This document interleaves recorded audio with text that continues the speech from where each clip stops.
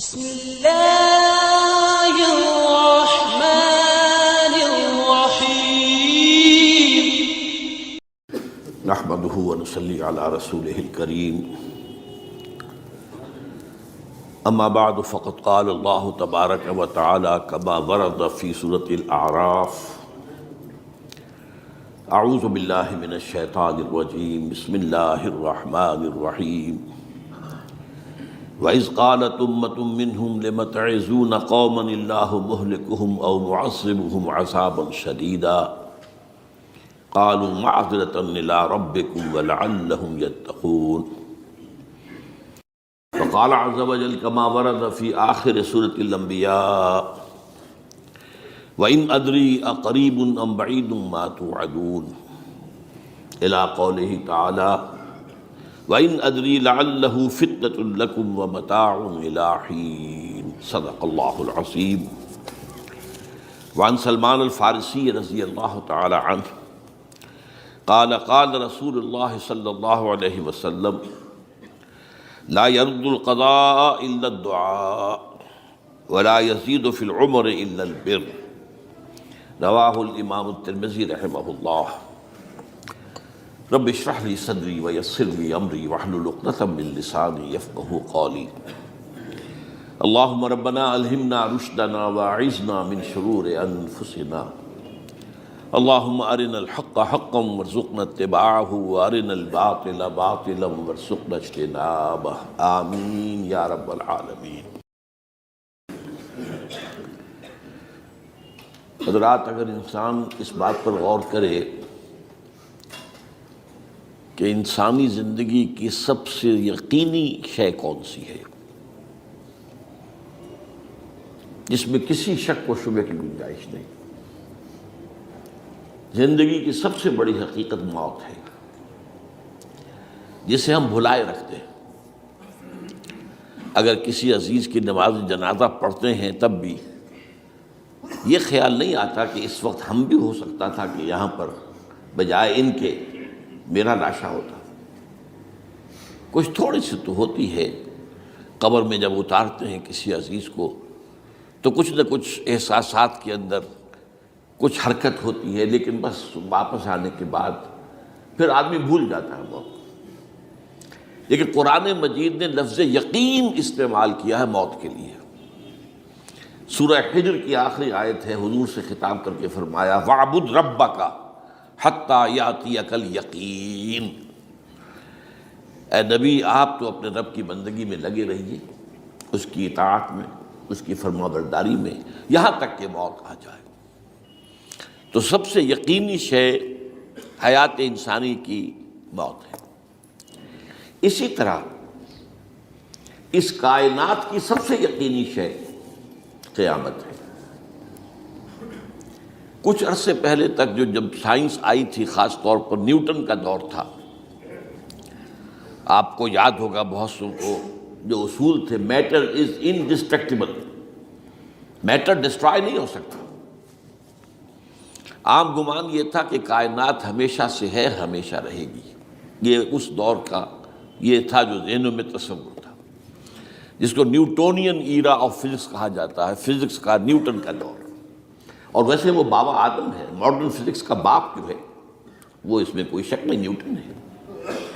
Doctor Michael Hart کی کتاب کا کئی دفعہ تذکرہ میں نے کیا آپ سے کہ تاریخ انسانی کے 100 اشخاص چن لیے جنہوں نے تاریخ کے دھارے کو رخ موڑا، اور ان 100 میں پھر گریڈیشن قائم کی، a selection and gradation of the 100 most influential personalities of human history. Number 1 پر حضور کو لایا، نمبر 2 پر نیوٹن کو لایا۔ یہ ساری جو آپ دیکھ رہے ہیں سائنس کی ترقیاں اور اس کے اکتشافات، انکشافات، ایجادات، یہ سب جو ہے اس کا بابا آدم نیوٹن ہے۔ لیکن نیوٹونین فزکس کے اندر بہت سی خامیاں تھیں جو بعد میں واضح ہوئی ہیں، اور آج کا دور آئنسٹائن ایرا کہلاتا ہے یہ۔ تو اس وقت یہ تھا کہ میٹر انڈسٹرکٹیبل ہے، اب کہتے ہیں نہیں، میٹر تو ڈسٹرائے ہو سکتا ہے، it can change into energy at any time. اور آج تصور یہ ہے کہ اس کائنات کا آغاز بھی ایک خاص وقت پر تھا، بگ بینگ، جس کا ذکر کئی بار میں کر چکا ہوں، اور ایک وقت میں یہ کائنات پھر ختم ہو جائے گی۔ اور عجیب نقشہ سائنس آج وہی پیش کر رہی ہے جو قرآن مجید کی آیت میں ہے کہ اس دن ہم لپیٹ دیں گے آسمانوں کو، یوم نطوی السماء کطی السجل للکتب کما بدانا نعیدھا، یہ جس طریقے سے کہ پھل جھڑی ہوتی ہے ایک، وہ اس طریقے سے پھیلتی ہے پھل جھڑی، تو اس طریقے سے یونیورس پھیلی ہے، اس کی گیلیکسیز جو ہیں پھیلی ہیں، اور پھر یہ ریورس ایکشن اسی طریقے سے ہوگا، یہ لپیٹ لیا جائے گا جیسے کہ پچھلے زمانے میں کتابوں کے تومار ہوتے تھے۔ کتابیں اس طرح کی نہیں ہوتی تھی مجلد جو آپ دیکھتے ہیں، بلکہ یہ کہ ایک کاغذ ہو گیا پورا لکھ لیا، اب یہاں پر کچھ گوند لگایا، دوسرا کاغذ لگا دیا، اس کو طے کر لیا، اب اس کے بعد تیسرا کاغذ یہاں لگا دیا، یہ طے کرتے چلے آ رہے ہیں۔ اس کو اسکرولز کہتے تھے، دی ڈیڈ سی اسکرولز بہت مشہور ہوئے ہیں کہ یہ جو بحیرہ مردار ہے اس کے قریب کی کچھ غاروں میں سے انجیل کے بہت پرانے مینuscripts جو برآمد ہوئے تھے، تو ان کو ڈیڈ سی اسکرولز کہتے ہیں۔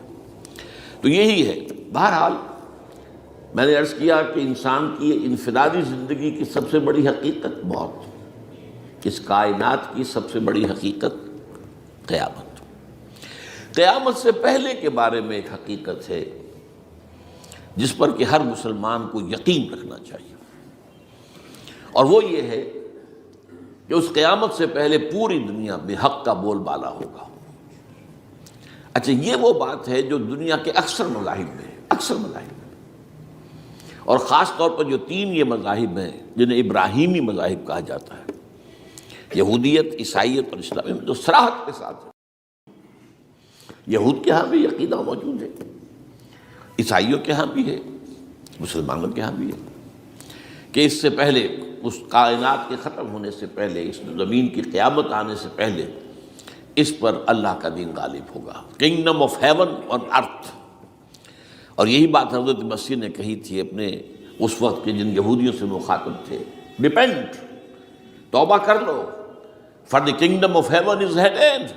اب جو وہ ہے آسمانی بادشاہت آیا چاہتی ہے، وہ آسمانی بادشاہت تھی حضور کا ظہور صلی اللہ علیہ وسلم، جس سے کہ وہ آسمانی بادشاہت قائم ہوئی اور پھر پھیلی کتنے بڑے علاقے میں، لیکن بہرحال پوری دنیا میں نہیں پھیل سکی، وہ کچھ کے اسباب کیا تھے وہ اس وقت میرا موضوع نہیں ہے، لیکن پھیلنا ہے اس کو۔ اس سے قبل کیا ہونا ہے، یہ جو تیسری بات میں نے کہی ہے، اس پر آپ کو یقین ہونا چاہیے، اس لیے کہ احادیث صحیح آ گئی ہیں۔ قرآن مجید کا سورہ کبریٰ دلالت کرتا ہے اس پر کہ حضور کو بھیجا گیا غلبہ دین کے لیے، اور بھیجا گیا پوری نوع انسانی کے لیے، تو جب تک پوری نوع انسانی پر دین غالب نہ ہو، حضور کا مقصد بعثت ابھی مکمل نہیں ہے۔ اسی کو اقبال نے کہا تھا، وقت فرصت ہے کہاں، کام ابھی باقی ہے، نور توحید کا اتمام ابھی باقی ہے۔ یہ چمن معمور ہوگا نغمہ توحید سے، ایک وقت آئے گا کہ پورا یہ قرآن جو ہے نغمہ توحید کے ساتھ اس کا جو ہے گونج جائے گا، لیکن یہ کہ ابھی تو نہیں ہوا ہے، نہ ہونا ہے۔ اس سے پہلے کا معاملہ ایک ہے کہ جس کی خبریں دی گئی ہیں، اور وہ ہے کہ قیامت میں اس نظام دین حق کے غالب ہونے سے پہلے بڑی خوفناک جنگوں کا ایک سلسلہ ہے جس کی خبریں دی گئی ہیں۔ یہ یہود کے ہاں بھی ہیں خبریں موجود، عیسائیوں کے ہاں بھی ہیں، جو بائبل کا آخری باب ہے، ریولیشنز آف سینٹ جان، وہ کاشفات یوحنا ترجمہ کیا جاتا ہے، اور حضور کی احادیث میں بھی موجود ہے۔ ملاحم، باب الملاحم، یہ بہت سی کتابوں کے اندر باقاعدہ ابواب ہیں، ایک باب، باب الملاحم، جنگوں کا باب۔ ان میں سے ایک جنگ وہ ہے جسے کہا ہے اس یوحنا کی مکاشفات میں آرمگدان، اور غالباً اسی کو حضور نے قرار دیا ہے الملحمۃ العظمیٰ، عظیم ترین جنگ، الملحمۃ الکبریٰ۔ تو یہ بھی یقینی چیزیں ہیں کہ جو ہونے والی ہیں۔ یہ ملاحم کیوں ہوں گے؟ آپ اس میں اچھی طرح سمجھ لیجئے کہ اس میں ایک تو ہے عذاب اکبر جو آئے گا یہودیوں پر، ایک ہے عذاب اصغر جو آئے گا مسلمانوں پر۔ میں نے یہ آج سے 20 سال پہلے کتاب لکھی تھی، وہ جو مختلف، پہلے تو نوائے وقت کے اندر کالم کی شکل میں شائع ہوئی تھی، پھر یہ کہ موجودہ اور سابقہ مسلمان امتوں کا ماضی، حال اور مستقبل، غالباً اس وقت آؤٹ آف پرنٹ ہے وہ کتاب۔ بہرحال جن کو بھی دلچسپی ہو وہ اسے کہیں سے حاصل کر لیں، لائبریری سے، مکتبے سے مل جائے گی، اور پڑھے اس کو۔ یہ 20-22 سال پہلے کی بات ہے، کوئی آج کی بات نہیں۔ تو اس میں ان تمام چیزوں کا میں نے تذکرہ کیا ہے۔ اس لیے کہ عذاب اکبر اس کو کہتے ہیں کہ کسی قوم کا نام و نشان مٹا دیا جائے۔ یہ عذاب اکبر آتا تھا صرف ان قوموں پر جن کے طرف رسول بھیجے گئے اور قوموں نے بحیثیت مجموعی رسولوں کا انکار کیا، ان پر وہ عذاب آئے۔ اسے عذاب استیصال بھی کہتے ہیں۔ فَقُطِعَ دَابِرُ الْقَوْمِ الَّذِينَ ظَلَمُوا، ان کی جڑ کاٹ دی گئی۔ ایک جڑ کاٹنا ہوتا ہے، درخت کو کاٹنا ہوتا ہے، درخت تو کٹے گا تو پھر دوبارہ جڑ میں سے شاید وہ نکل آئے، لیکن نہیں، جڑ سے اکھیڑ۔ لَا يُرَىٰ إِلَّا مَسَاكِنُهُمْ، یہ عذاب جو ہے اب کسی قوم پر نہیں آ سکتا، اس لیے کہ اب کوئی رسول تو آئے گا ہی نہیں، لیکن ایک قوم پر یہ تاریخ کے قرضے کی حیثیت سے موجود ہے، اور وہ قوم یہود ہے۔ ان کی طرف رسول بھیجے گئے حضرت عیسیٰ ابن مریم، رسولا الی بنی اسرائیل، اور انہوں نے یہ بات تو بہت دور کی تھی کہ مانتے انہیں اور ان پر ایمان لاتے، الٹا جو کچھ کیا ہے آپ کو معلوم ہے، انہیں ولد الزنا قرار دیا، جادوگر قرار دیا، واجب القتل قرار دیا، اور اپنے بس پڑتے سولی پر چڑھوا کر دم لیا۔ حالانکہ بار ہوا یہ نہیں ہے، اللہ نے انہیں اس سے پہلے ہی زندہ اٹھا لیا آسمان پر، دوبارہ وہ آئیں گے۔ بہرحال لیکن اس قوم کے اوپر وہ عذاب جو ہے وہ قرض ہے تاریخ کا، وہ قرض ادا ہوگا۔ حضرت مسیح علیہ السلام ہی آئیں گے دوبارہ، اور ان کے ہاتھوں اس امت کا خاتمہ ہوگا، ایک ایک فرد ختم ہو جائے گا۔ یہ جب میں نے یہ باتیں کہی تھی تو امریکہ میں یہودیوں نے بڑا شور مچایا، میرے خلاف جو ہے ان کی ایک مہم نکلی یہودیوں کی طرف سے کہ اس کی کتابیں وغیرہ، اس کے ویب سائٹ بند کرو، یہ جو ہے اینٹی سیمیٹک ہے، یہ کہتا ہے سب یہودی قتل ہو جائیں گے۔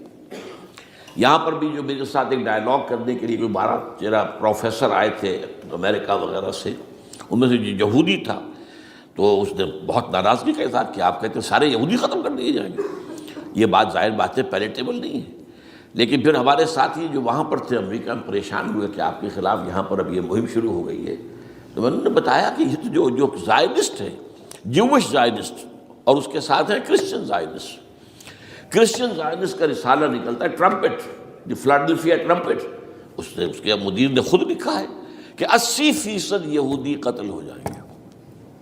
اس کو میں نے یوں سمجھا ہے کہ 20% وہ ہوں گے کہ جو حضرت مسیح کی آمد ثانی پر ایمان لے آئیں گے، وہ بچ جائیں گے، لیکن باقی جو اڑے رہیں گے اس کے بعد بھی تو وہ ختم کیے جائیں گے۔ تو یہ عذاب الاکبر جو ہے تاریخ کا ایک قرض ہے کہ جو ادا ہوگا، ورنہ کسی اور قوم پر یہ عذاب اکبر اب نہیں آ سکتا۔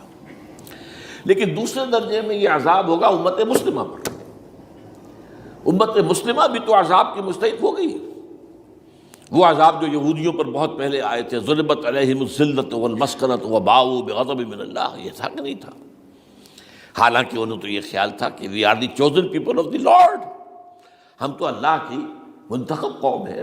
وی آر دی، قرآن کہتا ہے کہ ان کا قول یہ تھا، نحن ابناء اللہ واحباؤہ، ہم تو اللہ کے بیٹوں کی طرح ہیں اور اللہ کی جو ہے بہت چہیتے ہیں۔ کہ عذاب آئے، نبوکڈنضر کے ہاتھوں آیا، اسیرینز کے ہاتھوں آیا، پھر یونانیوں کے ہاتھوں، الیگزینڈر دی گریٹ کے ہاتھوں آیا، پھر رومنوں کے ذریعے سے آیا، اور پچھلی صدی میں جرمنوں کے ذریعے سے آیا۔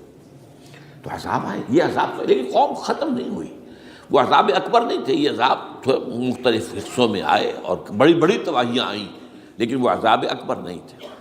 اسی طرح کے عذاب ہم پر بھی آئے، ہم پر کروسیڈرز آئے اور لاکھوں مسلمان قتل ہوئے۔ یروشلم ہمارے ہاتھ سے 88 برس تک نکلا رہا، اور اس پر عیسائیوں کا قبضہ رہا، ندیاں خون کی بہہ گئی مسلمانوں کی، اور پورا میڈیٹرینین کا ایریا جو ہے تقریباً قبضے میں رہا ہے عیسائیوں کے۔ پورا یورپ اس وقت آیا تھا۔ یہ جو کروسیڈر 250 برس تک وہ جاری رہے، waves after waves of the crusaders coming and attacking and conquering the cities. یہ جتنی بھی فلسطین وغیرہ کا علاقہ ہے جس کے اندر بھی ان کا اثار ہے، اور شام کا علاقہ ساحلی۔ پھر آپ کو معلوم ہے ہمارے اوپر عذاب اس سے بھی بڑا، اس سے کئی گنا بڑا آیا تاتاریوں کے ہاتھوں، کروڑوں کے قریب انسان جو ہے مسلمان قتل ہوئے۔ پھر اس کے بعد آپ کو معلوم ہے کہ پھر یہ یورپین کولونیلزم آ گیا، جیسے ان پر آئے تھے یونانی اور پھر رومی اور اب پھر جرمن، ہم پر آئے انگریز آئے، کہیں ولندیزی آئے، کہیں ڈچ آئے، کہیں ہسپانوی آئے، کہیں اطالوی آئے، کہیں اسپینیئرز آئے، اور پورا کا پورا عالم اسلام ان کے زیر نگین آیا کہ نہیں آیا؟ دی کولونیل ایرا جسے آپ کہتے ہیں۔ تو وہ عذاب ابھی اس امت کے اوپر اور باقی ہے، ایک قرض ہے، اور وہ کیا ہے؟ یہ کولونیل ایرا جب ختم ہوا ہے، ہم آزاد ہونے شروع ہوئے، اب یہ ہمارے لیے ایک امتحان کا مرحلہ تھا بہت بڑا۔ آزاد ہو کر تم کیا کرتے ہو؟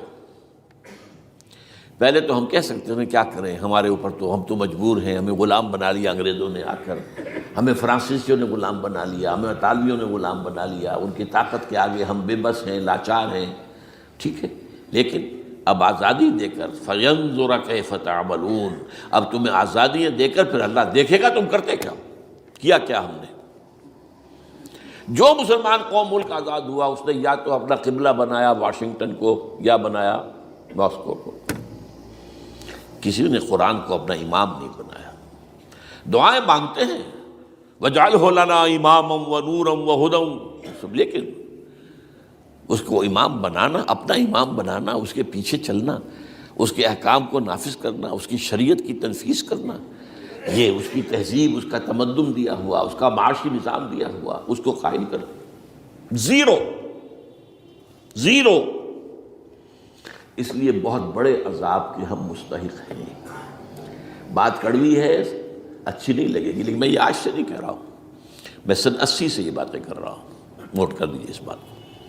البتہ اس میں یہ ہے کہ اس امت کا معاملہ سب کا ایک جیسا نہیں، لیسو سواء، جیسے سورہ آل عمران میں کہا گیا ہے کہ یہ اہل کتاب بھی سب ایک جیسے نہیں ہیں، ان میں بھی کچھ نہ کچھ نیک لوگ تھے، امت قائمۃ آناء اللیل، راتوں کو کھڑے رہنے والے، عبادت کرنے والے موجود تھے۔ عیسائیوں میں احبار اور رہبان جو تھے وہ بڑے نیک لوگ تھے، اس وقت بھی موجود تھے، لیکن بحثیت مجموعی کا معاملہ کیا ہے اس کو دیکھنا پڑتا ہے نا، بحثیت مجموعی صورتحال کیا ہے۔ تو صورتحال کیا ہے کہ ہم نے کہیں بھی اللہ کے دین کو قائم نہیں کیا، مذہب تو ہے لیکن ظاہر بات ہے کہ جرم جو ہے تو پوری امت کا، لیکن سب برابر نہیں ہے۔ سب سے بڑے مجرم عرب مسلمان، کیوں؟ انہیں اللہ نے جو مقام دیا وہ کسی اور کو نہیں دیا، حضور ان میں سے تھے، یہ رتبہ بلند ملا جس کو مل گیا، رسول عربی ہے نا۔ نمبر 2، ان کی مادری زبان میں اللہ کی کتاب موجود ہے، انہیں اس کو سمجھنے کے لیے کوئی نئی زبان پڑھنے کی ضرورت نہیں ہے۔ کوئی ہمارے لیے تو یہ صرف پڑھیں، نحو پڑھیں، یہ پڑھیں، وہ پڑھیں، تب کہیں جا کر اپنی آنکھ سے قرآن پڑھیں، ورنہ ترجمہ پر گزارا کریں۔ ترجمہ ظاہر بات ہے انسپائر نہیں کر سکتا آدمی، ترجمہ تو سیکنڈ ہینڈ نالج ہے، جب آپ ترجمہ پڑھ رہے ہیں تو گویا کہ آپ اس مترجم کی آنکھ سے پڑھ رہے ہیں، اپنی آنکھ سے تو نہیں پڑھ رہے۔ لہٰذا یہ سب سے بڑا عذاب تو ان پر آنا ہے۔ وہ جو میں بیان کر چکا ہوں گریٹر اسرائیل کے قیام کا معاملہ کیا ہے، تباہی تو انہی ملکوں پر آئے گی نا، وہ شام ہے، عراق ہے، اس کے لیے پہلا قدم اٹھایا تھا، ابھی تو اس کو ناکام بنا دیا ہے اللہ تعالیٰ کی جو بھی حکمت ہے۔ جو عراق پر حملہ تھا وہ اصل میں اس لیے تھا کہ گریٹر اسرائیل کی طرف پہلا قدم تھا۔ شیرون نے کہہ دیا تھا، یہ جو پڑا ہوا ابھی کہیں مرا نہیں ہے، اس نے کہا تھا جیسے یہ صدام کی حکومت ختم ہوئی ہے، اس کے مجسمے گرائے گئے ہیں کہ ان قریب عراق پر ہمارا قبضہ ہوگا، یہ اصل میں تھا اس گریٹر اسرائیل کی طرف پہلا قدم۔ لیکن بات ہونا نقشے جو اب آ رہے ہیں دنیا میں اب تو بہت عام ہو گیا، 1906 سے 2006 سے چھپا ہوا نقشہ ہے وہ، اور ہمارے اخبارات میں اس کا آدھا ابھی آیا ہے، باقی آدھا تو دیا ہی نہیں گیا ہے، باقی آدھا ہے مڈل ایسٹ سے متعلق، وہاں جو نئی تقسیم ہونی ہے۔ عراق کے 3 حصے ہونے ہیں، ایک حصہ کردستان کے ساتھ مل جائے گا، وہ گریٹر کردستان، ایران کا کردستان، عراق کا کردستان، ترکی کا کردستان ملا کر ایک کردستان۔